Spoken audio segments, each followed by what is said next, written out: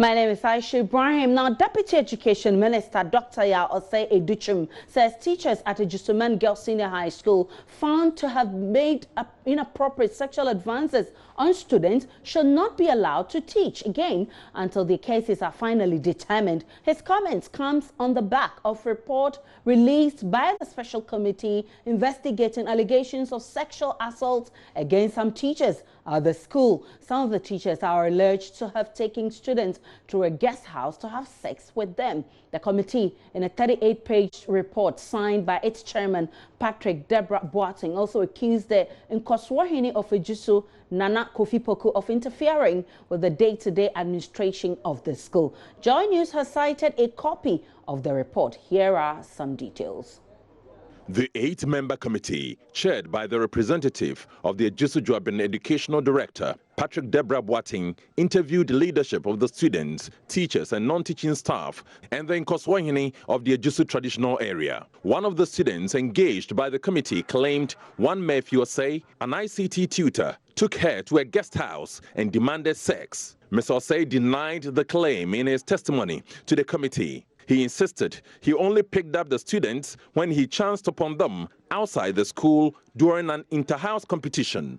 Mr. Osei said giving them a lift was to help them get to a place where they could purchase food, as he feared they may head elsewhere if they went on their own. He explained to the committee he was on his way to secure a room from a friend of his at the guest house. The committee, in its findings, established that Mr. Murphy demonstrated clear intentions of making love to the student by taking her to the guest house. It recommended that the ICT teacher be referred to the GES disciplinary committee for appropriate sanctions. The same recommendation was made for one Andrew Adu Asabre, aka Prospero, who also took a female student to a guest house, despite establishing that no intercourse took place, as was the case in the first instance. The committee established that the teacher had demonstrated sexual intentions. A geography teacher and housemaster, Baba Shadow, also appeared before the committee as allegations of sexual intent were made against him by a student. While admitting his interactions with the students were non-academic sometimes, he justified it as being part of efforts to counsel the students. The committee concluded counseling was not Mr. Shadow's responsibility and further concluded that he made love proposals to the student. Isaac Ampofo, a PE teacher who was accused of asking a student to rub his penis for him to discharge, had his turn during the committee's meeting. The committee found that the act had taken place, after which he handed the student some money. Isaac Buafo, Kwabena Amofa, Sampeni Badu Frank, Henry Ajaman Ahmed are all teachers who are also to appear before the GES's disciplinary committee as adverse findings were made against them. Well, the Ghana Education Service says its disciplinary committee has started work on the committee's report as it aims to arrive at a decision on whether to sanction the teachers or not. Cassandra Chumampofo is Public Relations Officer. First committee that was set up was an investigative committee to first of all find out whether indeed there was any basis at all for the teachers to be arraigned before the regional disciplinary committee. And that is how come we have interdicted the 9 teachers. After the sitting, the committee established a 3-month certificate. And so that was how come the 9 teachers were interdicted pending the investigations of the regional business committee. And as I speak to you, I know that the committee starts on the 29th of March.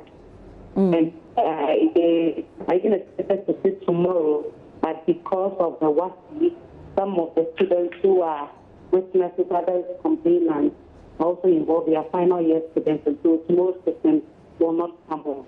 You know, then for some you have alleged, and we could not have just asked or written to the teachers to appear before the regional disciplinary committee. No. Okay. Our process is that there should be a fact-finding committee to find out whether indeed there was any basis at all. And so we have to interdict them to appear before the disciplinary committee, and that is what we have started now. And so until we are done completely with the it will be difficult to really talk about final outcome of this Ejisuman issue. The Education Ministry, meanwhile, wants the Police Services Domestic Violence and Victim Support Unit to lead such investigations going forward. Deputy Education Minister Dr. Ejisuman believes such a reform of the GEL's disciplinary procedure could help minimize instances of sexual abuse. Don't put the students in a situation where if the allegations are true, they could be abused again. So those are things that we are looking at putting in place a better system. The ministry, of course, in partnership with the Education Service, to make sure we can be swift. I'm looking at international best practice. International best practices that I'm familiar with is that when allegations are made, it's the unit of the police that deals with these cases. It's not just the police, so to speak. The unit that has been trained to deal with specific cases like this, in my opinion, should rather be at the front so that we don't get in a situation like we are having right now of investigating ourselves. I'd rather have a third party look at what I do and tell me is good or bad. And because these are serious allegations, seriously. I don't want a situation where a parent entrusts the care of their children to us and anybody. You see, we have to train our teachers to know the seriousness of this allegation, what you do to avoid it in the first place. And it has to be an ongoing training. And every year, you have training modules that you provide to avoid sexual abuse, child abuse, sexual harassment, and all those other issues. And it's not just abuse within the school. International best practice, when a child comes to you and says, I've been abused at home, you are required by law to report. Those are not even issues that happen at the school. So these are things that we need to bring to our system to make a response to the 21st century needs of Ghana. It's an opportunity to right past wrongs and make sure that we can put in place a mechanism that trains people to avoid it, and where it happens, we are swift to bring people to book. Doc, this has happened now. These teachers who have been recommended for sanctioning, we were informed earlier that they have been interdicted. Within the parlance of the Ghana Education Service and the Ministry of Education, what does that mean? Well, interdiction simply means you cannot go to where you work. You are not supposed to continue with your work as further investigation takes place. So they are not teaching in Ejisuman, SHS, or any other school? No, you cannot and should not until the investigation is concluded and action is taken. Either you are exonerated or sanctions is applied. Whatever it is, you are not supposed to be close to children in any school, in any way, shape, or form. Let's get onto the phone lines and speak to correspondent Erastus Asari Donko, who has been following this story keenly. Good afternoon to you, Erastus. Good afternoon. So what's the mood in the school? We know exams is underway. Well, I must say that the school currently is under a new leadership. The headmistress, the former headmistress, has been transferred. There is a new headmistress who has adopted certain measures to keep the school on track. When we entered the school today, exams was in session. I'm referring to the WASI. And so it was a peaceful, calm atmosphere with many of the students inside the halls writing their papers. I must also say that through my investigations, I learned that WAIC also took interest, came in when they heard that allegations that some of the students will be victimized. So they also came in to ensure that no student is victimized during the examinations. And so that has also gone in to ensure that the students have a peaceful environment to write the exams.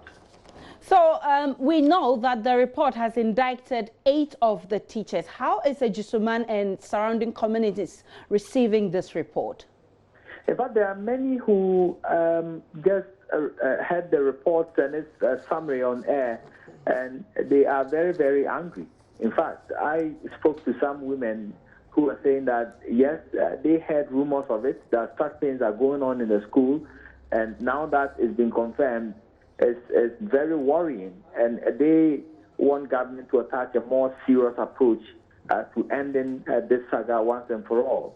And so there are also people who are very, very happy that the committee has come to this conclusion. They expect more. They expect that further sanctions will be applied to those found culpable. Rastus Asari Donko will be coming to you in our subsequent bulletins for more on this report, and we're promising viewers to follow this to the last minute. Meanwhile, the National Youth Authority says it is outraged about this the outcome and how teachers are receiving the outcome of this report. It has issued a statement, and I'll read part of the statement. It says, the report is shocking. The stories are brazen and tales of sexual exploitation, a subculture in the school, a critical agent of socializing Ghana's next generation to moral values. But the National Youth Authority finds it even more shocking that lack of outrage by the professional bodies like NAT and NAGRAT. And he says, since the probe began, public comments from the leadership of these bodies have been defensive, protectionist, and some have shades of victim blaming. All over the world, organizations are waking up to a culture of sexual harassment at workplaces. A former USA gymnastics team, Dr. Larry Nassar, was sentenced to up to 175 years in prison for sex crimes he committed in caring for young female athletes. And it goes on, and then also applauds the students for their courage in exposing their teachers, even in the face of mockery and further victimization. This courage will serve you well in a country where the call to responsible citizenship is becoming a hallmark of the government. And it is signed by Chief Executive Officer Emmanuel Asigri. And of course, Emmanuel Asigri joins us in the studio for more on this. Good afternoon to you. We're extremely grateful for your time on the Pulse. Good afternoon. You say you're shocked by the response to the report. What is shocking about this? Well, if you take into account the comments that preceded the report that is out now from the teacher unions, and I was quite shocked to get to realize that you had the two key teacher unions coming to the defense of these teachers. And at the point in time, I asked myself which union these teachers really belong to. Because you had NAGRAT coming in, led by its president, Angel Kabonu. Then you had NAT also coming in defense of these teachers who had been fingered on this particular matter. So for me, at the time when these comments were going on, we just decided to hold on, wait, and then get the outcome of this whole investigation that had been instituted by the Ministry of Education and Ghana Education Service. And I'm not surprised that on a day like this, when we have this damning report, which should have even led to these teachers who we are told have been interdicted to be behind bars, you know, the main teacher union, NAGRAT, has held a press conference, and then they are talking about nothing but salary increase, or is it salary arrears and all that. When their members are involved in acts of this nature, you know, and they have seen nothing to come in and apologize to the people of Ghana for standing by these people who have been involved in criminal acts, you know, and we think that we cannot but to add our voice to this whole matter. And I want to indicate, and thank you for giving me this platform, that we are not ending it with just a press release that has been issued. We've already started making contacts with other agencies who are pro-youth agencies, and we want to make this matter a serious matter for the state to take care of. Because these people who are involved in this act have gotten themselves involved in criminal activity, and I believe by now the police should have gotten them and put them behind bars. In other jurisdictions, the moment this matter came up, these people would have been arrested, incarcerated, and then tagged, and again profiled and put out there as sex offenders before even investigation commenced. But we have a situation where it is said that you are pronounced, you remain a suspect until you are pronounced guilty. Right. I think that with the findings and what we've all heard, what we've all read, before this matter even goes before a criminal trial, I think that it is not for us to jump the gun and then pass judgment. Based on the report, we think that something untoward happened in that school, and we need to see more happen regards to what we are hearing. Interdiction is not what we want to hear. We want to see these gentlemen, I mean these men, not gentlemen, they can be gentle. We want to see these men behind bars. And then we want to see that the state would take this matter and use it to serve as a deterrent. You just read our statement, and we've cited quite a number of examples. When other countries are rising up against this type of a behavior, we have a situation where an environment where young people should go and then be brought up as responsible citizens, you have teachers preying on them. And I think that we can't, hold any excuse whatsoever with regards to this matter. You are shocked about the way the teachers are not showing much concern about this outcome. And of course, it goes to indicate the kind of teachers we have. And if we have teachers who are supposed to be bringing to be part of the upbringing of these young ones, 8 of them are fingered in this report. Only God knows how many of them have gone scot-free doing similar acts. Why do you think this is happening? Because teachers are trained to be trainers. They're supposed to be training the kids to, rise up against some of these immoral acts, but they themselves are perpetuating it. Much as we are taking this matter seriously and condemning the acts of these men involved, let me indicate that we, in our statement, and then getting this opportunity, indicate that we have also applauded teachers who have gone beyond just giving classroom tuition to students and leading them into discovering their potentials. I think that some schools have had students who have been able to rise up to the point where they have gotten themselves going out of the country for some international competition, the aerobatic competition that's going to be taking place in Michigan. Michigan State. You have a girls' school like Wesley Girls, my own alma mater, Pukwari, they are all part of it. These are teachers who we would applaud. But when we have, even if we are talking of just one person who is involved in an act of this nature, we cannot gloss over it. It is not something that I think that we should, gloss over. And that is where, when you come in with the issue to do with why teacher unions are quiet over this matter, it becomes a more shocking issue. Because, like I indicated earlier, when the matter broke out, you have statements, and your networks have issued statements to that, have carried some of these statements to that effect, where you have the president of NAGRAT indicating, and I have a statement here, when he indicated that the issue, when it first came out, let me just quote that. The president of the association, El Kabanu, said that the sex scandal is evidence of Cold War between the management of the school and the development chief. And I want to use this opportunity to applaud the chief for his stance. Last week, I listened to your sister station, Joy FM, and when this report first came out, they wanted him to grant an interview, and he indicated that he had not seen the report. He would only want to speak after he sees the report. His patience has paid through. His resilience has paid through. And we join in his quest to get right things done. And I want to use this medium to call on the leadership of NAGRAT and NAT to re-examine themselves again. Because if they had the opportunity to jump the gun and then come out and then indicated that what had been put out at that time was nothing but just a fruitless venture because somebody was trying to get himself on a school board and that kind of a thing. Right. Today, the assertion they made does not have any place in what we are hearing and what we are reading.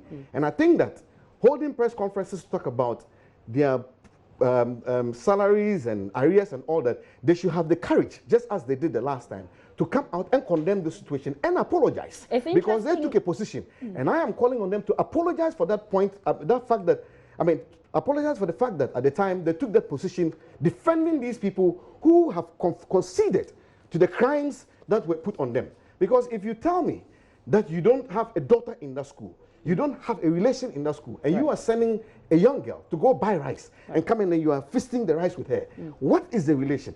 I don't think that as a teacher you have an axe to do that. You take a young girl, go put her in a guest house, ask her to carry out sexual acts, and then you think that that is okay. Making this statement again, I would want to also indicate that the Minister of Education and GES took the right step, but I think that the committee, some of the outcomes of their findings, they should watch it. And because you cannot make a categorical statement that there was no penetration. And that's where I'm coming to. And it's interesting you mentioned the chief and you applauded the chief. And this committee came out in that report. It says the chief is seen to be interfering in matters of the school. And so they want him to be, his movement to the school to be curtailed. How does this come across to you? For me, with the current issue that we are looking at, I think that the chief's interference is what has led us to this discovery. But for his interference, you just asked about how many are doing these things that we are not getting to know. Yeah. But for his interference, who would have known that these, you know, barbaric acts were taking place at Ejisuman Senior High School? So for me, whether he has interfered or whatever it is, if you check his title, I guess the Omahini of the area did not just confer that on him. They looked at his actions, and that is why they gave him that title and made him a development chief of the area. Right. And he has lived by the title that was conferred on him. And I stand with my team applauding him for the step he took in exposing this whole canker that has deviled that school. I think we should listen to the chief of Ejisu, Nana Kofi Poku, who the committee is recommending be allowed, not to be allowed into the school. And if he will be allowed, it should only be when authorities have granted him access and is not to be pleased. He seemed not to be pleased with the findings. He spoke on JoyNews' JoyNews desk. Got the report about 4 days now, and then I'm going through the report. If you see the report, it's bogus. If I'm giving them a percentage, I'll give them 21% out of 100. Why is that? Because the whole thing started when they invited me in the committee. I asked them,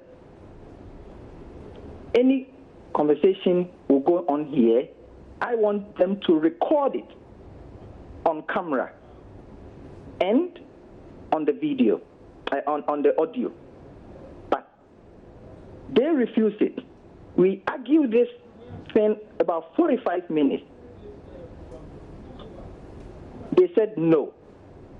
I said to them that I want everything I was said here and everything my evidence to prove I'm saying the true thing. I don't want when we finish and then they will go out and say different thing.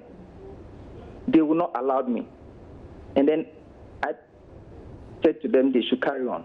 You see, the things going on in the committee, the report came out, they turned everything. Nana Kofi, hello? Yes. You appeared before the committee 2 occasions. No. How many? No.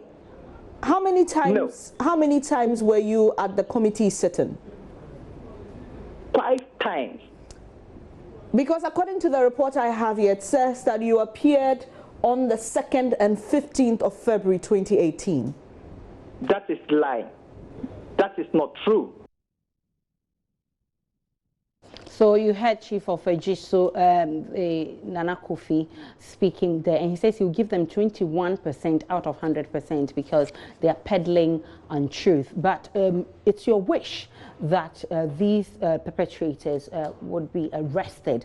They should have been behind bars by now, but as we speak now, that hasn't happened yet. The matter has been referred to the disciplinary committee of the Ghana Education Service. How do you want the matter handled? For me, in my statement, I did indicate I am calling on the police and then the IGP that this is a criminal matter. We should not let the world laugh at us. I have seen how sex offenders have been treated in other jurisdictions. It is pronounced, the little kids go to indicate that the teacher touched me inappropriately, and the next thing is for the person to be arrested by the police. The next thing after the arrest is for them to profile this person and then put this character out as a sex offender. If we don't have these things to put such people out, I think that the minimum we can do for these young people is to get these teachers behind bars. It is not a matter that should be said that some disciplinary committee should be looked into, should be put into to look at their cases. If they want, the GES wants to address it in that manner, fair enough. But for the state of Ghana, it is a criminal matter that I don't think we should gloss over, and I hope that before tomorrow morning, the police would act and then act appropriately. Move in and then arrest these people and put them behind bars, because it's a complete criminal matter. And it is not a matter where it is not negotiable. If you go into our studies books, you will see what it is. The minimum for such crimes is about 7 years. So I think that we shouldn't let this be like one of the things where it happens and they say, as usual in Ghana, it is going to pass and nothing would happen. For us as National Youth Authority, with other youth development agencies, we are going to see to it that we would follow this matter to the latter, because we must use this as a deterrent for other adults who cannot control their sexual libidos and want to put it on young people. It is not something that we would want to condone at all. It's amazing how the students, the girls who were bold to speak, have been victimized since day one, since the story broke. And I can imagine that the victimization will deepen even after the outcome. What kind of protection do you want for these girls? Well, like I've indicated, apart from these statements being here, we've already started doing our own groundwork, and we are trying to identify who these girls are. As it is, we cannot put their identities out there. We need to get to know who they are, and then we hear from them and get to know who are the ones behind the scenes trying to make life difficult for them. And we, at the National Youth Authority, would move from that level and also take these young people on. All right, many thanks to you. Emmanuel Asigri is with the Youth Employment Authority, and he's National Youth Authority. We always mix that up, right? Many thanks for coming, and you can see how passionate he is. So we'll be following with keen interest, and we'll update our viewers on the very last of this matter.